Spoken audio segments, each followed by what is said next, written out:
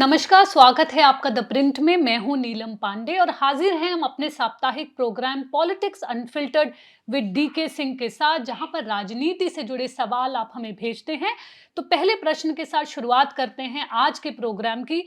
हमारे एक व्यूअर जानना चाहते हैं कि उपेंद्र कुशवाहा ने बयान दिया कि नॉर्थ के राज्यों का डिलिमिटेशन के बाद अधिकार ना छीने। क्या ये साउथ के राज्यों की मांग को धराशायी करने के लिए किया गया है? देखिए, धाराशायी करने वाली बात नहीं है। ये है कि सबका अपना-अपना पॉलिटिक्स चल रहा है। डिलिमिटेशन में सदर्न पार्टीज़ अपना पॉलिटिक्स खेलते हैं, नॉर्दर्न पार्टीज़ अपना पॉलिटिक्स खेलेगी। अब ये जहाँ तक कुशवाहा का जो बयान था, उसको देखिए लॉजिकली देखेंगे तो कोई भी डिलिमिटेशंस को आप कैसे अपोज़ कर सकता है। हम्म। कॉन्स्टिट्यूशनली मैंडेटेड है। और ये जो कह रहे हैं कि जो हर एक वोट का इक्वल वैल्यू होना चाहिए, जो कुशवाहा कह रहे हैं, वो भी सही बात है। क्योंकि अगर 21 लाख अगर वोटर हो, वो भी 1 एमपी चुने, उसका भी लोकसभा में वही रिप्रेजेंटेशन हो, हम्म। 1 एमपी का, और 31 लाख हो, 30 लाख किसी का हो, वो भी एक ही एमपी चुने। तो ये एक इस लेवल पे बात ठीक है कि होना चाहिए डिलिमिटेशन। प्लस दूसरी बात है कि जब जितना बड़ा कॉन्स्टिट्यूंसी होगा, आपको मैनेज करने में और भी मुश्किल होता है। लेकिन अब ये सारा इतना पॉलिटिसाइज़ हो गया है कि अब कॉन्स्टिट्यूशनली मैंडेटेड होते हुए भी अब अनसर्टेनिटी है। फैक्ट है कि बीजेपी इसको पुश कर दिया। अगर सेंसस अगर ये आप देख रहे हैं 27 में जाके फाइनली आपको मिलेगा। हम्म। तो ऑब्वियसली जो पिछला अमेंडमेंट था हमारा, 26 के बाद वाले सेंसस को यूज़ करेंगे डिलिमिटेशन में। तो बीजेपी चाह रही है उसके साथ आगे जाना। कितना कर पाएगी उसके लिए आपको देखिए, अब सदर्न स्टेट्स का भी एक उनका भी पॉइंट है लॉजिकली। वो जो कह रहे हैं कि अब हमारा पॉलिटिकल इन्फ्लुएंस जो है जो सेंटर में कम हो जाएगा। मतलब अगर आपकी कम लोकसभा सीट हो गई है, अगर कोई पार्टी केवल नॉर्दर्न और वेस्टर्न और ईस्टर्न इंडिया से उतनी सीट्स ले आए कि आपको नॉर्दर्न सदर्न स्टेट्स की से आपको ज़रूरत नहीं पड़ी मेजॉरिटी के लिए, हम्म। तो करेगा हमारा पॉलिटिकल हेफ्ट खत्म हो जाएगा सेंटर में। और हमें पनिश क्यों कर रहे हो? हमने फैमिली प्लानिंग अगर ठीक से पॉपुलेशन कंट्रोल किया है, तो हमें पनिश क्यों कर रहे हो? हम्म। मतलब रिवार्ड देने के बदले पनिश कर रहे हो। सबके अपने-अपने आर्गुमेंट्स हैं। अब ये देखिए, जो कोई भी पार्टी नहीं कह रही है ओपनली, अपोज़िशन जो लोग अपोज़ करते हैं डिलिमिटेशन को, एक्चुअली सबके सेंटर में क्या है एक शक कि बीजेपी नॉर्दर्न पार्टीज़ है, हम्म। नॉर्दर्न पार्टी है, तो ऐसा ना हो कि बीजेपी को हमारी ज़रूरत ही ना पड़े साउथ के। तो बीजेपी अपने आप सारी चूँकि डोमिनेट करती है नॉर्दर्न इंडिया की पॉलिटिक्स को, तो वो खुद ही जीत के आ जाएगी, हमारी ज़रूरत नहीं पड़ेगी, हमको नेग्लेक्ट करेगी वो। ये बात ओपनली कोई कह नहीं रहे हैं, लेकिन सबके दिमाग में वही आशंका है है। कि ये है बीजेपी का असली एजेंडा। फैक्ट जबकि ये है कि आप बीजेपी को देख रहे हैं, साउथ में ही पूरे एक्सपेंशन का उनकी पूरी कोशिश चल रही है। हम्म। अब वो अब सपोज़ मतलब हम इलेक्शन क्या प्रेडिक्ट करें? देखिए, तमिलनाडु में इलेक्शन हो और बीजेपी अगर एआईएडीएमके के साथ मतलब अगर गवर्नमेंट में आए, उनके उतने ही स्टेक्स हैं। कर्नाटक में बीजेपी बहुत बड़ी फ़ोर्स है, मतलब कांग्रेस के वही अल्टरनेटिव है। केरला में बीजेपी पुश कर रही है। आंध्रा में वो साथ में है आपके रूलिंग पार्टी के। तेलंगाना में उनसे काफ़ी स्टेक्स है। तो ये एक सबसे बड़ा प्रॉब्लम क्या होगा ना सारे डिबेट में, कि ये सब बीजेपी की तरफ से लोग देखने लगे हैं कि शायद बीजेपी नॉर्दर्न पार्टी है, नॉर्थ इंडिया की पार्टी है, और इसीलिए डिलिमिटेशन से उसको फ़ायदा होगा। क्योंकि उनका साउथ में प्रेजेंस नहीं है, तो बिना हम्म। साउथ में कुछ किए हुए बीजेपी को फ़ायदा हो जाएगा डिलिमिटेशन से। अब उसी का काउंटर मैं कह रहा हूँ कि बीजेपी के साउथ में भी उतना ही स्टेक्स आ रहा है, स्टेक्स बढ़ता चला जा रहा है। तो बेसिकली उस माइंडसेट को छोड़ के जो है आपको सोचना पड़ेगा कि ठीक है, साउथ सदर्न स्टेट्स के कंसर्न्स हैं हम्म। कि हमारा पॉलिटिकल रिप्रेजेंटेशन थोड़ा मतलब वो उसका वो उतना नहीं रहेगा, डिलिमिटेशन होगा। बट बड़ी बात है कि कब तक आप खींचते रहेंगे इसको? मतलब अगर फिर से आप 25 साल और बढ़ा दीजिए, जो कह रही है मतलब कई अपोजिशन पार्टी करेगी, अभी इसको डिलिमिटेशन और पोस्टपोन करो। कितना इम्बैलेंस बढ़ता चला जाएगा, आपको एड्रेस तो करना ही है। जी। अब ये कैसे एड्रेस करते हैं, इसको है कि सेंटर को थोड़ा-सा सबके साथ बैठ के आपको एक उसका हल निकालना पड़ेगा। अब सदर्न स्टेट्स को कैसे कंपेंसेट कर सकते हैं, या वो कैसे कंपेंसेटेड होना चाहेंगे अगर वो ऐसा कह रहे हैं तो।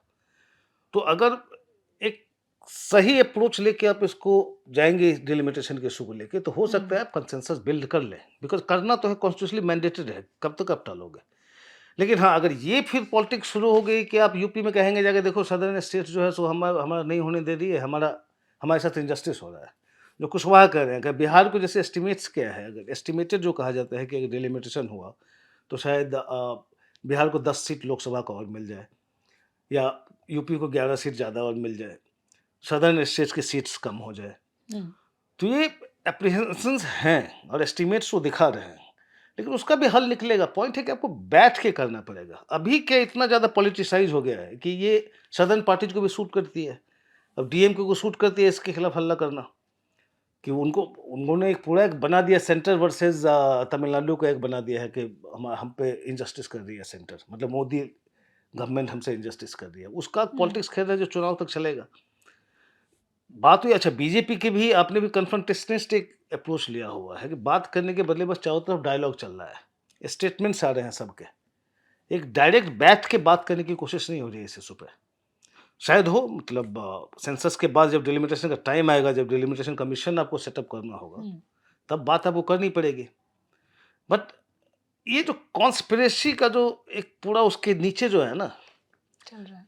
कि ये बीजेपी का कोई साजिश होगा। बोल डायरेक्टली कोई नहीं रहे हैं लेकिन अब प्राइवेटली बात कीजिए अपोजिशन लीडर सबका वही है कि चूँकि बीजेपी साउथ को अब तक पूरी तरह नहीं जीत पाई है तो उनको लगता है बिना उसके काम चला लेंगे।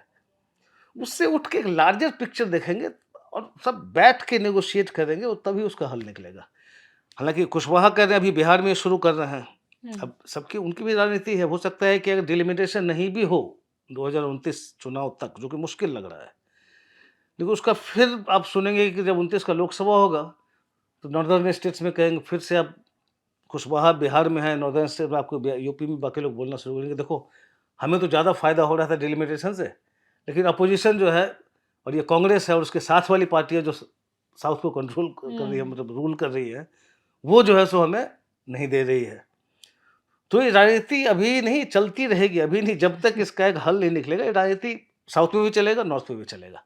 क्या हल होगा अभी कहना मुश्किल है। But ji. नीड है कि आपको बैठना पड़ेगा, और डिस्कस करना डिस्कस पड़ेगा। करना पड़ेगा। जी, विपिन गुप्ता जानना चाहते हैं, वो कहते हैं आज ही अरविंद केजरीवाल ने घोषणा की है कि आम आदमी पार्टी बिहार चुनाव में अकेली लड़ेगी। क्या केजरीवाल की फ्री पॉलिटिक्स वो कह रहे हैं, बिहार में कुछ फ़ायदे की बात है? और कांग्रेस या आरजेडी के लिए ये कितना चुनौतीपूर्ण हो सकता है? और क्या आप या एआईएमआईएम के साथ गठबंधन में आ सकते हैं? देखिए में आप मतलब ना आना अब उनके लिए केजरीवाल क्या कह रहे हैं कि होगा? अकेले जाएँगे, पॉइंट इज़ उनको साथ में लेना कौन चाह रहा है वहाँ पे? हुँ, मतलब आप बिहार में कोई फैक्टर नहीं है। तो चुनाव लड़ें प्रेज़ेंस के लिए ठीक है, लेकिन बिहार में आप फिलहाल तो उनका कोई कोई वोट बैंक नहीं है उसमें। हुँ, जहाँ तक एआईएमआईएम की बात है, एआईएमआईएम आपके महागठबंधन के साथ जाना चाह रहे थे, हुँ, लेकिन आरजेडी ने साफ मना कर दिया कि भई अगर आप हमको हेल्प करना है बीजेपी के खिलाफ, तो आप चुनाव ही ना आप लड़ें। चुनाव में ही नहीं हुँ, लड़ो आप। तो वो भी असदुद्दीन ओवैसी उसको एक्सेप्ट करेंगे, नहीं करेंगे, शायद ना करें उनका।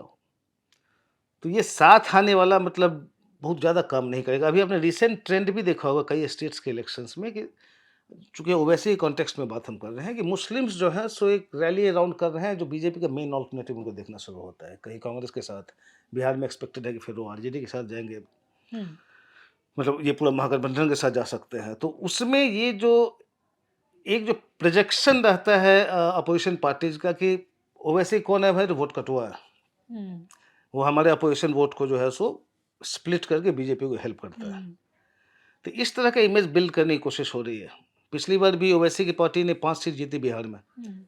4 एमएलए भाग गए उधर, छोड़ के चले गए पार्टी को। अब कितना बचा है उनका ग्राउंड पे?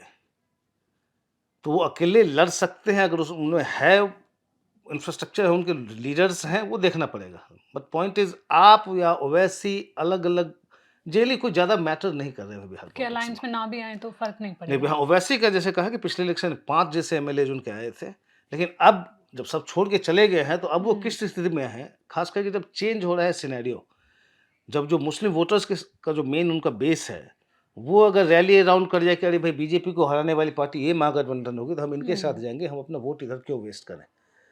जो अब कुछ स्टेट्स में देखना आपने शुरू कर दिया, अगर वो हुआ तो फिर एआईएमआईएम का भी कोई बहुत ज़्यादा कुछ वजूद नहीं रहेगा वहाँ पे। जी। आदित्य जानना चाहते हैं मणिपुर में जो कॉन्फ्लिक्ट की एक तरह से वर्तमान स्थिति क्या है? और आपको क्या लगता है कि राज्यपाल शासन के तहत स्थिति पहले की तुलना में बेहतर हुई है? और फिर बीरेन सिंह फिर से सरकार बनाने का दावा पेश करेंगे या नहीं 2027 से देखिए पहले? सेकंड क्वेश्चन वीरेंद्र सिंह अभी मुझे लगता नहीं है कि दोबारा उनको कोई लाइक, क्योंकि बहुत फैक्शन रीडर है, वहाँ की बीजेपी भी जो है 2-3 हुँ, फैक्शंस में बटी हुई है। तो वीरेंद्र सिंह का अभी आना तो मुश्किल है। दूसरा सेंटर से भी उनको सपोर्ट नहीं मिलेगा अगर वो कोशिश भी करेंगे। तो बिकॉज़ वीरेंद्र सिंह बहुत ही डिवाइसिव फिगर हो गए हैं वहाँ पे। हुँ, सो पूरा जैसे एक केवल मेती के लीडर बन गया है वो, कुकीज़ कभी हुँ, एक्सेप्ट नहीं करेंगे उसको। मतलब अभी जो स्थिति है। तो वैसी स्थिति में इस तरह के फिगर को दोबारा सीएम नहीं बनाना चाहेंगे। जहाँ तक दूसरी बात है कि हालात कैसे हैं, देखिए इसको देखते कैसे हैं आप कंपैरेटिवली। वायलेंस नहीं हो रहा है, हालाँकि वायलेंस में लास्ट मंथ ही देखा आपने जब आराम भाई हुँ, तेंगुल के कुछ लीडर्स को 4-5 लीडर्स को पकड़ लिया, तो उसके बाद मतलब वायलेंस हो गया, कर्फ्यू लगाना पड़ा, इंटरनेट शटडाउन हो गया। लास्ट मंथ ही हुआ है, करीब जी। 3 वीक्स बैक। उस लेवल पे जो डेली चला करता था, डेली वो नहीं हो रहा है, लेकिन क्या ये पॉजिटिव वे में क्या ये सॉल्यूशन दिखा रहा है? नहीं, क्योंकि अभी भी कुकीज़, मेथीज़ एक टेबल में बैठने को तैयार नहीं है। उनका ज्योग्राफिकल डिवीज़न हो चुका है। मतलब आपके हिल्स में, वैली में एक-दूसरे को इंटरैक्शन ही खत्म हो चुका है। ऑलमोस्ट स्टेलमेट बना हुआ है। थोड़ा-सा कोई ट्रिगर होगा, फिर से वायलेंस शुरू हो जाएगा। तो जब कंपैरेटिव आप देखते हैं कि अच्छा शांति आ रही है, नहीं आ रही है, कहना मुश्किल है बिकॉज़ जब पूरा डिवाइडेड हो आप, हुँ, इंटरैक्शन में नहीं हो रहा हो, स्टेलमेट है, कोई सॉल्यूशन में नहीं आ रहा, एक टेबल पे बैठ के बात करने को अभी भी तैयार नहीं है। तो कुछ भी इंडिकेशन इसमें लेना कि हम नॉर्मैलिटी की तरफ जा रहा है। हाँ, अगर नंबर ऑफ वायलेंट इंसिडेंट्स देखें तो हाँ, कम हो रहा है। गवर्नर्स रूल में एक्शन लिया जा रहा है, जैसे अब आराम भाई तेंगुल पे अब जो है सो इन्होंने एक्शन लेना शुरू किया है। आराम भाई तेंगुल मिलिशिया है वहाँ के। हुँ, तो वो भी एक पॉजिटिव स्टेप है कि ऐसे-ऐसे ग्रुप्स को आपको करना पड़ेगा ठीक। थोड़ा सेंटर ज़्यादा पॉजिटिव हो रही है बिकॉज़ अभी होम सेक्रेटरी गए हुए थे 2 महीने पहले वहाँ मणिपुर में। अब वो एक्सप्लोर कर रहे हैं ऑप्शन कि शायद जो मौसमी दास गुप्ता हमारी हुँ, कलीग जो उन्होंने स्टोरी भी की है कि अब वहाँ सेंटर ही जाके देख रहे हैं क्या प्रधानमंत्री नरेंद्र मोदी वहाँ जा सकते हैं। हुँ, बिकॉज़ ये बहुत बड़ा ग्राउज रहा है वहाँ पे कि भई आए 2 नहीं। साल से 2.5 साल से चल रहा है, अब तक प्रधानमंत्री हमारे यहाँ मतलब अब तक देखने को भी नहीं आया। लेकिन थोड़ा क कॉन्फिडेंस आ रहा है वहाँ के एडमिनिस्ट्रेशन में क्योंकि एट लीस्ट एक्सप्लोर कर रहे हैं ऑप्शन वो जाके। वहाँ जो गोविंद मोहन होम सेक्रेटरी जो है हमारे, वो जब गए थे तो उनकी जो मीटिंग सब हो रही थी वहाँ पे, तो उसमें उन्होंने इस क्वेश्चन को उठाया था जो हमें कहा जा रहा है। हुँ, आ सकते हैं, कहाँ आ सकते हैं, कैसे आ सकते हैं? तो सेंटर थोड़ा ज़्यादा प्रोएक्टिव है, एक्शन हो रहा है, लेकिन ग्राउंड पे हुँ। क्या ऐसी चीज़ें हुई है कि हम पूरा होपफुल हो जाए कि बस खत्म होने वाला है मामला? वो अभी कहना मुश्किल है, आप एक स्टेलमेट की स्थिति कह सकते हैं। एक सुझाव हमारे व्यूअर की तरफ से नरसिम्हा वो कहते हुँ। हैं कि पिछले 2 कार्यकालों में भाजपा सरकार कितनी प्रभावी रही है? अगर आप इस पे एक वीडियो बनाएँ तो काफ़ी इन्फॉर्मेटिव होगा। आई विश देखिए अगर इस क्वेश्चन में अगर मैं बोलना शुरू करूँ तो उसके लिए देखिए पूरा एक सेगमेंट चाहिए उस पे हाँ, मतलब या इस पे तो जी। हम कई क्वेश्चंस लेते हैं, इस पे कहना मुश्किल होगा बट हाँ, कुछ अभी 2 साल का जनरली हमारे जो प्रोग्राम्स होते हैं गवर्नमेंट की पॉलिसीज़, हुँ, रिजल्ट्स इस पे डिस्कशन होता ही रहता है। जी, शायद आपके लिए भी पॉलिटिकल अड्डा आप करें तो शायद कभी आप इस टॉपिक को लेके दे बैठे हैं। सकते हैं। जी। हुँ, हमारे एक और व्यूअर का प्रश्न है, महाराष्ट्र में वो कहते हैं जो हिंदी विवाद चल रहा है, क्या ठाकरे भाइयों को एक करने में कामयाब होगा?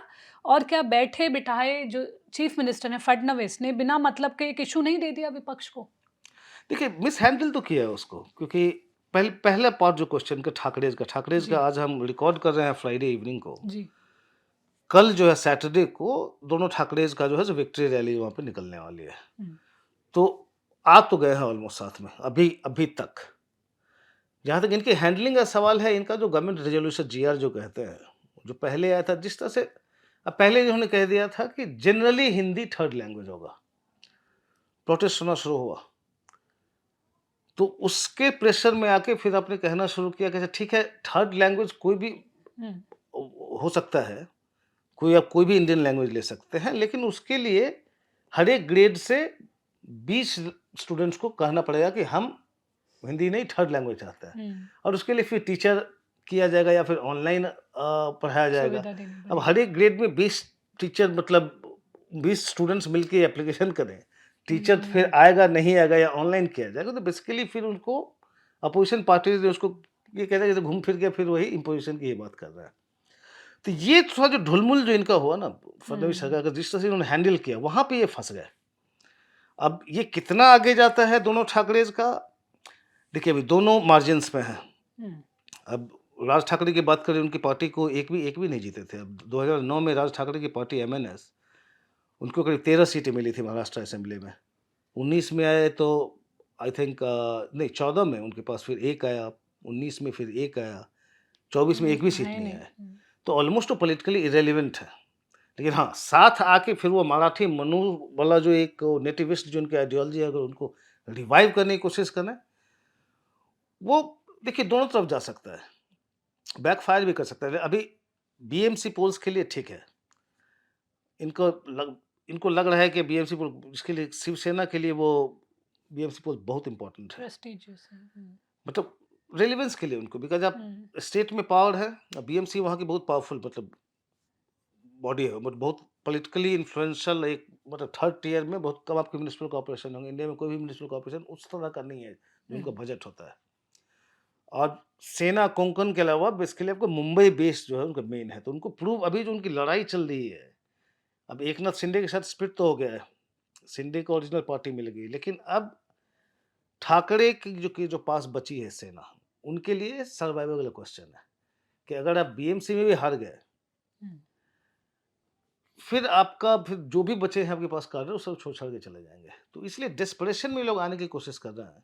क्योंकि बीच में देखिए जब वो स्टेट गवर्नमेंट में जब वो सीएम थे, उसके बाद से आदित्य ठाकरे और ये लोग ने थोड़ा सॉफ्टन करना शुरू कर दिया, तो आउटरीच शुरू हो गया था माइग्रेंट्स की तरफ भी।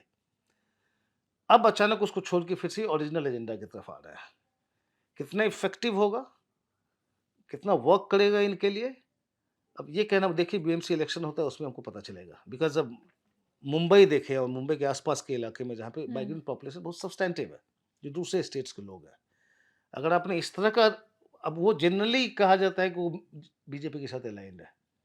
लेकिन आपने पूरा ही अबैंडन कर दिया अगर ये मराठी मनोज वाला जो एक पूरा लैंग्वेज से लेके हुँ। आपने मराठी लैंग्वेज को लेके शुरू किया है हिंदू हिंदी पोजीशन के नाम पे। क्या फिर वहाँ नेटिविस्ट आइडियोलॉजी की तरफ वापस जा रहा है? क्योंकि आप बाल ठाकरे नहीं हैं और वो आइडियोलॉजी बाल ठाकरे ने भी अब नेटिविस्ट आइडियोलॉजी छोड़ के फिर उसमें हिंदुत्व को ले आए थे। हुँ। पूरा उन्होंने अपना आइडियोलॉजिकल पूरा एक रीशेप किया था शिवसेना को। फिर उद्धव ठाकरे आए थे, ठाकरे उसको फिर से रीशेप कर रहे थे, ज़्यादा इंक्लूसिव बनाने की कोशिश कर रहे थे। अब आप एमएनएस के साथ जाके फिर आप वापस जाने की कोशिश कर रहे हैं प्री 90s का जो था आपका, ये प्री 80s का, वो नेटिविस्ट आइडियोलॉजी मराठी मनुष्य वाला। देखिए कैसे काम करता है, मतलब ये हो सकता है एक शॉर्ट साइटेड भी हो इस तरह का पॉलिटिक्स अब, हमें वेट जी। करना पड़ेगा अभी अब इस पे। एक और सवाल है बिहार से जुड़ा, हमारे व्यूअर जानना चाहते हैं बिहार चुनाव के कुछ महीने पहले जो इलेक्शन कमीशन का वोटर कार्ड को एक वेरीफाई करने की जो मुहिम चली है, जो आदेश है, उसको बैकडोर एनआरसी कहने के विपक्ष के आरोपों को आप कैसे देखते हैं? और साथ ही वो जानना चाहते हैं कि वोटर कार्ड खुद सिटीजनशिप का प्रूफ है, तो फिर लोग कैसे साबित करेंगे कि सिटीजनशिप जब वोटर कार्ड के सवाल के घेरे में रहेगा? ये जो है ना स्पेशल इंटेंसिव रिवीजन जो कहते हैं, ये वोटर जी। लिस्ट को जो एक दोबारा से उसको रिवाइज कर रहा है, हुँ। वो थोड़ा प्रॉब्लमेटिक है। देखिए जहाँ तक आइडिया की बात है, आप इलेक्शन कमीशन को फॉल्ट नहीं कर सकते। हुँ। अब कि हम ठीक से वोटर लिस्ट को जो इनएलिजिबल हैं जो उन 2003 उन के बाद का हाँ, तो देखा जा 2003 में रहा है। लास्ट टाइम जी। किया था उन्होंने स्पेशल इंटेंसिव रिवीजन, फिर अभी कर रहे हैं कि इनका है कि हमको उसके बाद देखिए इनका जो लॉजिक है कि अर्बनाइजेशन बिहार में हुआ, माइग्रेशन काफ़ी हो गया है, बहुत लोग 2003 के बाद मर चुके हैं, हुँ। इल्लीगल इमिग्रेंट्स आए हुए हैं, बेसिकली वो बांग्लादेशीज़ की तरफ उनका इशारा है कि सबको देखते हुए हमको रिवाइज़ करना पड़ेगा, तो उसमें कुछ गलत नहीं है, कीजिए। हुँ। मतलब अब प्रॉब्लम क्या है कि इतनी जल्दी क्या होगी, देखिए चुनाव बिहार में अक्टूबर-नवंबर में होने हैं। अब ये कह रहे हैं कि 1 महीना में वो तैयार कर लेंगे, जो भी पूरा एक्सरसाइज़ है हुँ। रिवीजन का। 1 अगस्त को ड्राफ्ट वोटर लिस्ट जो है, निकाल वो लेंगे। निकालेंगे। जो लोग छूट गए, किसी को ऑब्जेक्शन है, उनके पास 2 महीना रहेगा, मतलब उसको करेक्ट करवाने का। फाइनल लिस्ट जो है वोटर लिस्ट 30th ऑफ सितंबर को आ जाएगी।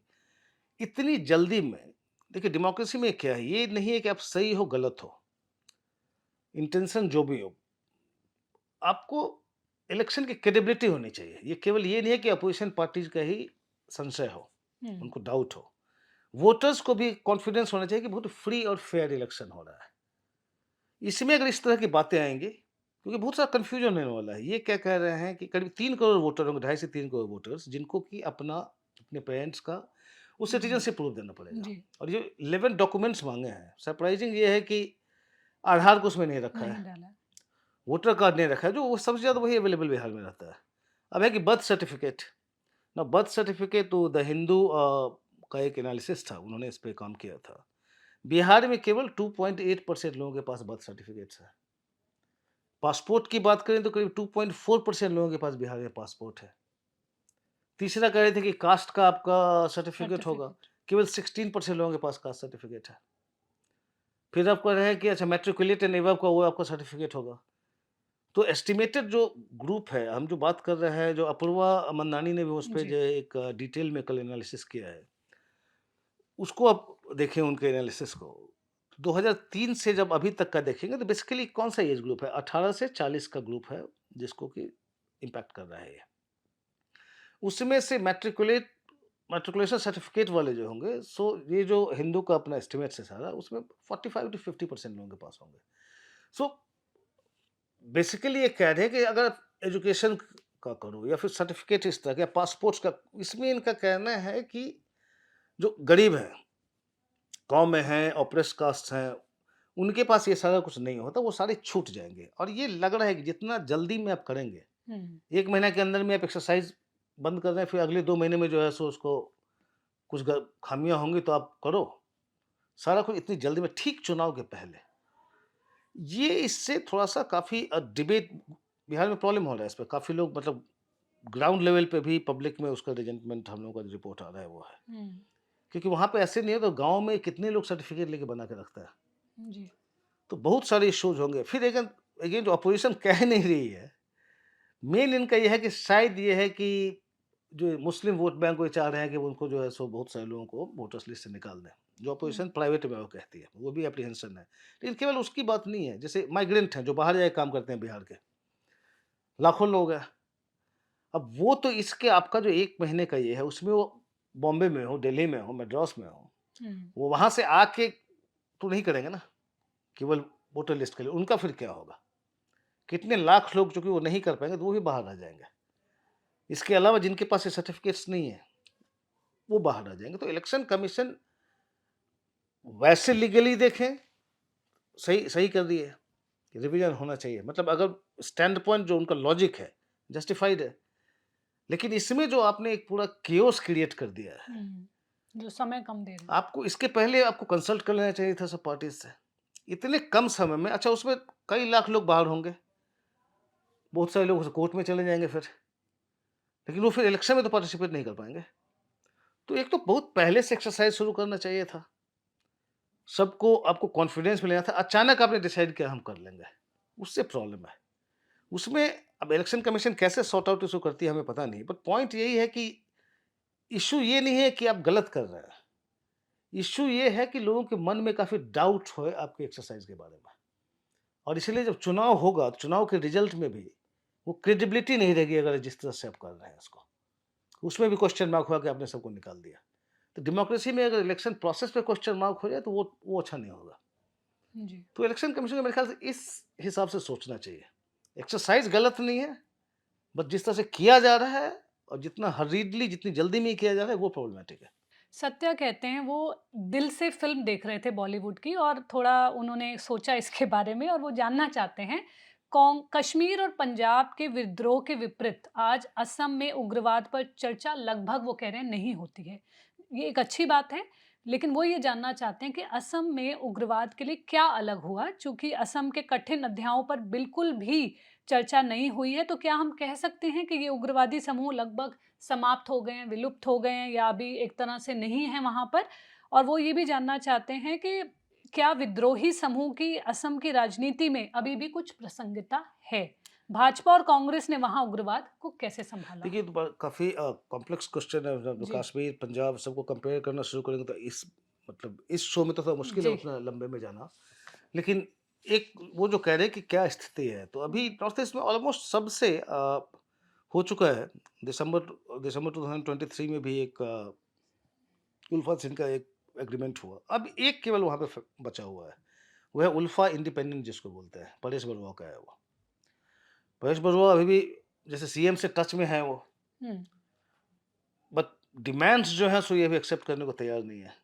तो एक्टिव नहीं है ग्राउंड पे उतने ये ग्रुप, लेकिन ग्रुप अभी एग्जिस्ट करता है। उसमें एस्टिमेटेड कहा जाता है कि 200 से ज़्यादा लोग शायद उनके पास में होंगे।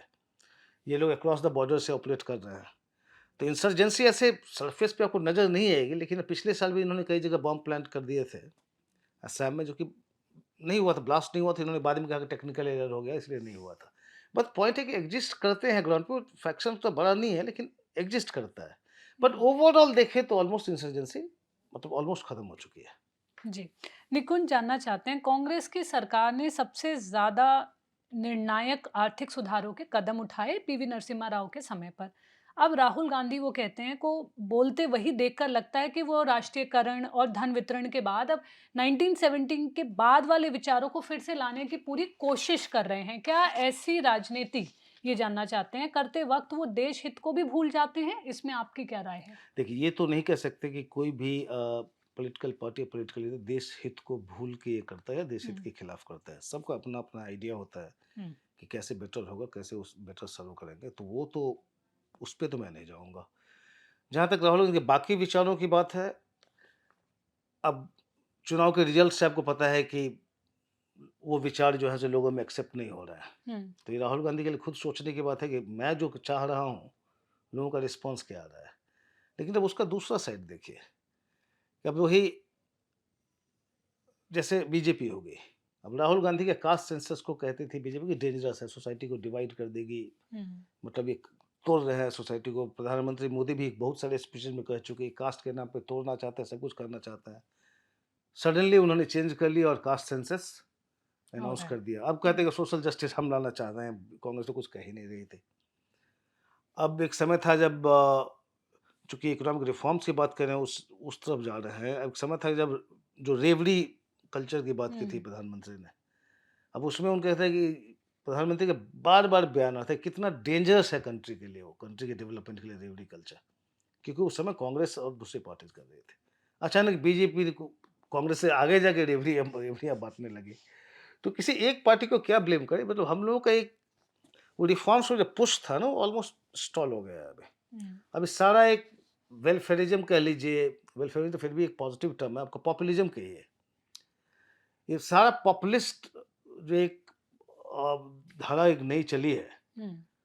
अब ये अनफॉर्च्यूनेट है बट वही है कि अब रिफॉर्म्स की कितने लोग बात कर रहे हैं। सारा ये देंगे, वो देंगे, मतलब पॉपुलिज़्म चल रहा है और सारी पार्टियाँ कर रही है। तो हम किसी एक पार्टी को हम क्या कहें? रिफॉर्म्स कौन-सी पार्टी अब रिफॉर्म्स की बात कर रही है? अभिषेक जानना चाहते हैं, सिद्धारमैया ने कहा कि वे 5 साल तक कर्नाटक के सीएम बने रहेंगे। क्या वाक़ई उनके और डिप्टी सीएम के बीच रोटेशन व्यवस्था पर सहमति बनी थी या फिर यह शक्ति प्रदर्शन के ज़रिए कांग्रेस हाईकमान को चुनौती है? देखिए, जहाँ तक मेरा इन्फॉर्मेशन है, तो पहले ही मुझे जो बताया गया था कि ये रोटेशन का हुआ था हुँ, और यहाँ तक तो जो कुछ लोग कांग्रेस के लोग मुझे कह रहे हैं कि रिटन एग्रीमेंट हुआ था, जिसमें वो केवल मल्लिकार्जुन खड़गे के पास वो लेटर पड़ा हुआ है, जिसमें सिग्नेचर के साथ है। लेकिन मल्लिकार्जुन खड़गे के पास है। मतलब क्लेम है कांग्रेस के अंदर के लोगों का, बट ये कन्फर्म है कि रोटेशन की बात हुई थी। हुँ, लेकिन अब सिद्धारमैया को हटाओगे कैसे आप? वो कांग्रेस के अभी सबसे पॉपुलर लीडर हैं अभी, मतलब पॉपुलर ओबीसी फेस है वहाँ पे।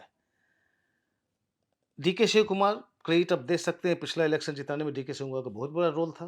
हुँ, लेकिन फिर भी जहाँ तक पॉपुलैरिटी की बात आती है, सिद्धारमैया उनसे बहुत-बहुत आगे हैं। तो अगर सिद्धारमैया अड़ गए कि हम नहीं छोड़ेंगे, अच्छा सिद्धारमैया वही खाँटी वो पुराने कांग्रेसी तो है नहीं। वो तो बाहर दूसरी पार्टी से जेडीएस से आए हैं आपके पास में और उनका ये ऑलमोस्ट लास्ट टर्म है। अगर उनको कहोगे हटो और अगर उन्होंने रिवोल्ट कर दिया, तो फिर कांग्रेस का क्या होगा? और दूसरी बात है कि इतने पॉपुलर लीडर हैं कि उनको सीधे हटाना मुश्किल है। वो जब हुए थे, जब उनको बनाया गया था सीएम, तभी से लग गया था, पार्टी में हो गए थे, ये नहीं छोड़ने वाले हैं, रोटेशन हो नहीं हो, नहीं छोड़ेंगे और लगता भी नहीं ऐसा कुछ होगा बिकॉज़ हाई कमांड कुछ ज़्यादा कर नहीं सकते। क्योंकि ज़्यादातर एमएलएज़ अभी भी सिद्धारमैया के साथ हैं। जो पॉपुलर लीडर होता है, जो आपको वोट दिलवा सकता है, तो एमएलए साथ में होता है। ये दूसरी बात है कि पूरी पॉलिसी पैरालिसिस है कर्नाटक में, कोई काम नहीं हो रहा है, बस वही किस्सा कुर्सी का जो है वही चल रहा है। जी। नितिन पटेल जानना चाहते हैं, रेखा गुप्ता जो दिल्ली की सीएम हैं, उनके अभी तक के कार्यकाल को आप कैसे देखते हैं? वाहन नीति पे जो एक तरह से आक्रोश हुआ, उसके बाद उनके बंगले में एसी को लेके या 4K टीवी का जो मुद्दा ऑपोज़िशन उठा रही है, सबको देखते हुए कैसा आपको लगता है? देखिए, तो अपोज़िशन मुद्दा उठाते रहे, अब जैसे बंगले का वो सब बात हो रहा है, मतलब हमने तो हुँ, जाके देखा नहीं है। मतलब हमें तो एंट्री मिली नहीं है और अपोज़िशन जो भी कहे तो इस पे तो मैं कह नहीं सकता। जी। अब वो हो सकता है बिकॉज़ केजरीवाल के बंगले की बात हो रही थी, तो अब आप इनके बंगले की बात करेंगे, वो तो चलता रहता है पॉलिटिकल रेटोरिक। ओवरऑल गवर्नेंस देखिए आप ज़्यादा बढ़िया फॉलो करते हैं इनको, मतलब काम तो जैसे शुरू हुआ है, जैसे यहाँ पॉट होल्स हम्म, भरने का जो है सो कैंपेन चलाया है यहाँ पे, जी। बारिश के पहले बढ़िया मूव था। अभी भी आप देख रहे हैं कि ये म्युनिसिपल कॉर्पोरेशन जो काफ़ी एक्टिव है उस पे। अब बारिश अभी होनी शुरू हुई है, देखते हैं कि उसका क्या कर पाई है, हम्म, लेकिन काम तो उस पे किए है। यमुना का क्लीनिंग को लेके एटलीस्ट इनिशिएटिव शुरू हो शुरू गया हो है। गया। जी। वाहन वाली बात है तो उसमें अब दिल्ली गवर्नमेंट कह रही है कि वो सेंटर से टेकअप करेंगे। अभी के लिए होल्ड पे रखने की बात अभी है। के होल पे बात कर रही है, तो अभी तक मैं उनको मतलब पॉजिटिव कहूँगा कि अब ठीक रहा है अभी तक उनका कार्यकाल। एक आखिरी प्रश्न हमारे व्यूअर का, वो जानना चाहते हैं क्या अगले लोकसभा चुनाव में इंडिया अलायंस की भूमिका होगी? क्या आम आदमी पार्टी और तृणमूल बने रहेंगे? साथ में वो ये भी जानना चाहते हैं कि जो पूरा फॉरेस्ट का विवाद हुआ था तेलंगाना में, उसके बाद रेवंत रेड्डी का क्या किस तरह से देखा जा रहा है? और मोदी द्वारा अडानी को वन भूमि देने के बारे में क्या कहेंगे? देखिए, बहुत सारी चीज़ें हैं वो हेयरसे पे होती है, जी। एलिगेशंस, काउंटर एलिगेशंस, उसमें तो नहीं जाऊँगा। वो उसकी बात कर रहे हैं हैदराबाद की, तो कोर्ट के इंटरवेंशन के बाद फिर मामला खत्म हो गया है, जी, शांत है। तो वो उसमें कुछ नहीं है। दूसरा वो क्या है? India alliance. दूसरा जो इंडिया अलायंस की बात करते हैं, अभी इंडिया अलायंस अगले चुनाव तक रहेगा कि नहीं, देखिए इंडिया अलायंस वैसे ही खत्म है। हुँ, मतलब सब अलग-अलग सब जगह चुनाव लड़ रहे हैं, तो इंडिया अलायंस मतलब मीटिंग भी कभी हुई नहीं है। तो अलायंस और सब लीडर्स भी कह चुके हैं, वो केवल लोकसभा इलेक्शन तक ही था। तो अब लिटरली इंडिया अलायंस मतलब एग्ज़िस्ट नहीं करता अब इसके लिए। अगले चुनाव तक क्या फिर से वो वापस आएँगे? वो डिपेंड करेगा कि अभी से जो बहुत सारे असेंबली के चुनाव आ रहे हैं, परिणामों से। उसमें अपोज़िशन कैसा करती है? जैसे 5 स्टेट्स तो अभी अगले साल ही जा रहे हैं, हुँ, बिहार के बाद। और उसमें है केरला, तमिलनाडु, असम, वेस्ट बंगाल, तो 5 इधर है। फिर मेरे ख़्याल से 2027 में भी आपके 5-7 स्टेट्स तब भी जा रहा है। उसमें बहुत इम्पोर्टेंट स्टेट्स सब होंगे। उसमें आपको यूपी है, हुँ, पंजाब है, गुजरात होगा, हिमाचल, उत्तराखंड, मतलब जी। 5-7 स्टेट्स तब है। फिर लोकसभा चुनाव के पहले उससे भी कई स्टेट्स हैं आपके, जो कि चुनाव के 3-4 महीने पहले भी आपके अब तेलंगाना होगा, मध्य प्रदेश, छत्तीसगढ़, राजस्थान। अब इसमें कांग्रेस कैसे क्या करती है जैसे, अगर कांग्रेस इसमें से कुछ स्टेट्स में आ गई पावर में, या सपोज़ आपने कुछ सरप्राइज़ कर दिया गुजरात में आ गई, या कांग्रेस गुजरात में आ गई, तो वो जो फिर इक्वेशन चेंज होगा, तो उस पर उस निर्भर। पे निर्भर करेगा। हाँ, अगर ये सारे पार्टीज़ अपोज़िशन के हारते ही चले जाते हैं ये सारे इलेक्शंस में, मतलब running in the run up to 2024 Lok Sabha election, 29। 29 Lok Sabha election, तब ऑब्वियसली फिर से कोशिश होगी फिर से हम साथ में आके लड़ें। लेकिन उस तक में अगर कांग्रेस के पास में सपोज़ अगर 4-5-6 स्टेट्स आ गई, तो फिर वो कहेंगे हमें ज़रूरत ही नहीं है, फिर हम खुद लड़ लेंगे। हुँ, मतलब आपसे हम क्यों इतना ज़्यादा हम डेफ़र करें? तो वो बहुत कुछ डिपेंड करेगा अभी से लेके 2028 के अंत तक, क्या कुछ होता जो है। वही एमपी, राजस्थान, छत्तीसगढ़, तेलंगाना इलेक्शन तक क्या होता है, उस पे डिपेंड करेगा कि इंडिया टाइप का अलायंस दोबारा होता है कि नहीं। धन्यवाद हमारे व्यूअर्स के ओके, सभी प्रश्नों थैंक का यू वेरी मच। जवाब देने के लिए। हम हाज़िर होंगे अगले सप्ताह।